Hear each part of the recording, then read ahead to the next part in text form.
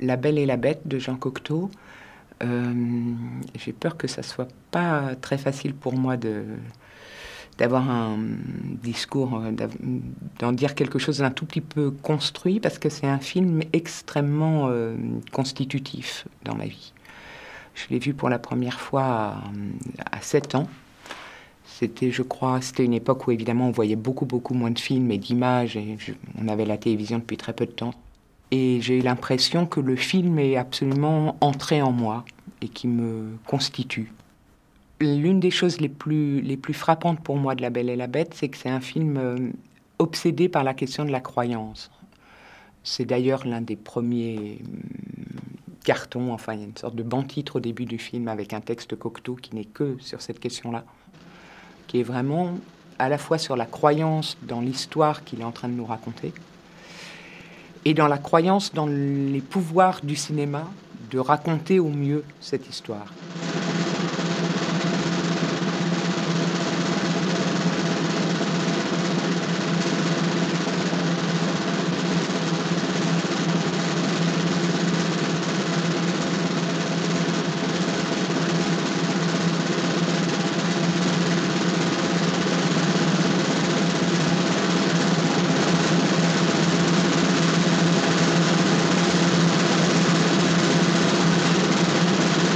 Le film est d'une beauté absolument stupéfiante. Et c'est une beauté qui est au plus loin d'une forme d'académisme ou d'une beauté un peu poussiéreuse. C'est une beauté frémissante, sensible, sensorielle, incarnée, bricolée par moments, avec des inventions visuelles permanentes qui peuvent aller jusqu'à des choses presque expérimentales.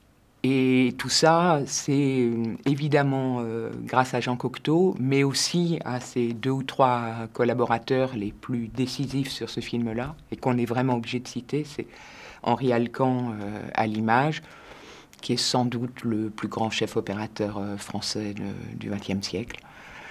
C'est Christian Bérard au décor et au costume, qui était un peintre avec qui Cocteau avait l'habitude de travailler sur les décors de ses mises en scène de théâtre. Et c'est René Clément comme assistant et comme conseiller technique, parce que Cocteau avait finalement très peu tourné avant. C'était surtout un auteur dramatique, un poète, un metteur en scène, un peintre, et que c'était un film très lourd, très compliqué, et qu'il avait l'impression d'avoir besoin un peu d'un conseiller technique qui était lui-même réalisateur, qui était René Clément, qui avait déjà fait 2 ou 3 films auparavant. Le film se passe donc sur 2 pôles assez distincts, enfin dans 2 endroits assez distincts, qui est d'un côté la maison bourgeoise régie par les règles sociales de l'époque, et de l'autre le domaine, le royaume de la bête, régi par des règles tout aussi précises, mais qui sont des règles magiques. Et donc c'est en particulier pour nous faire croire en permanence à ce qui se passe de magique dans le domaine de la bête que Cocteau ne cesse d'inventer des procédés cinématographiques inédits, tous plus sidérants et beaux les uns que les autres. Voilà.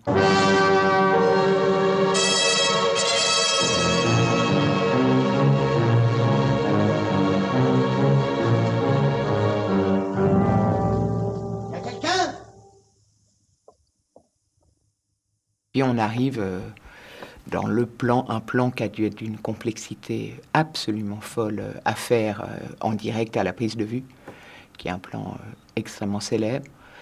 Au lieu de s'allumer, en fait, la prise de vue est à l'envers et les candélabres s'éteignent dans une sorte de souffle comme ça, successivement.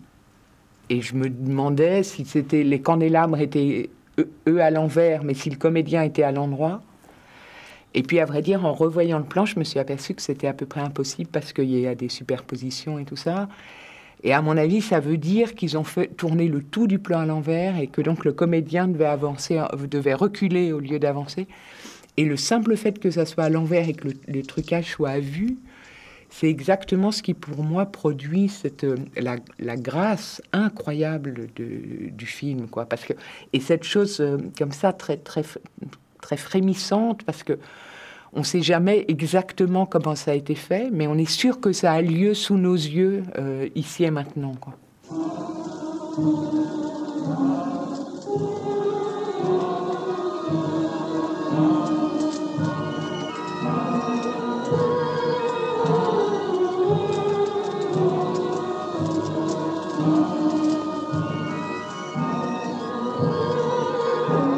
Il y a ce plan-là qui pour moi est un plan merveilleux où ça doit être juste un léger ralenti. Ce simple léger ralenti produit quelque chose de très, comme ça, très gracieux et juste de très légèrement irréel, et qui fait que tout ça est soluble, fonctionne avec le reste du film, quoi.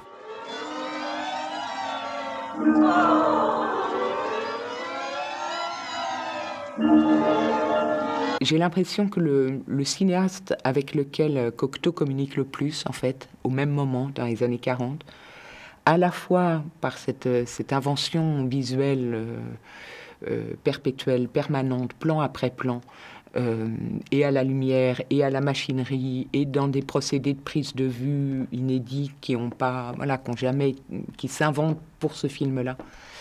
Et à la fois dans la question du suspense, de la mise en tension, de la montée dramatique, c'est Hitchcock. Et je me souviens d'un plan très très marquant, par exemple, dans Rebecca, qui est le moment où la nouvelle épouse rentre dans le château de son mari, dont on ne sait pas s'il a tué ou pas son épouse précédente. Une sorte de gouvernante machiavélique l'accueille et la mène dans sa chambre. Il y a des rideaux, des tentures très lourds comme ça devant les fenêtres. La gouvernante ouvre les tentures. C'est une verrière très belle qui donne sur l'extérieur. Normalement, la lumière devrait rentrer à flot dans la pièce, et pourtant rien ne bouge. Comme si, quoi qu'il se passe, de toute façon, elle était dans son tombeau et que la lumière resterait toujours immobile, quoi. Ce type d'invention-là, j'ai l'impression qu'au même moment, il n'y a que Hitchcock et Cocteau qui sont dans ce type de dialogue, cinématographique. Et j'avais été assez marquée, j'avais parlé de ça à un ami une fois qui m'avait confirmé qu'il avait lu quelque part que quand Hitchcock demandait des nouvelles d'un cinéaste français, c'était Cocteau. Alors après, moi j'ai l'impression que la question qu'on peut se poser, qu'un spectateur pourrait se poser, c'est qu'est-ce qui se passe du côté du pôle réaliste, je dirais. Qu'est-ce qui se passe quand on n'est pas dans le domaine de la bête?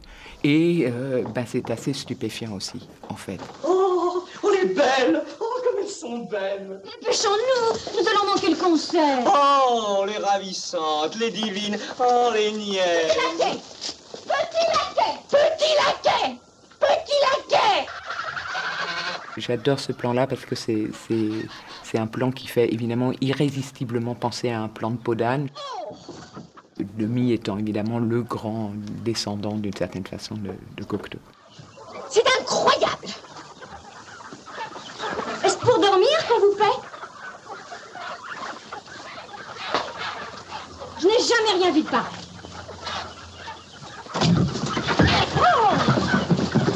Ces chaises sont des immondices. Petit laquais! Petit laquais! Vite, vite, dépêchez-vous! Allez, on part!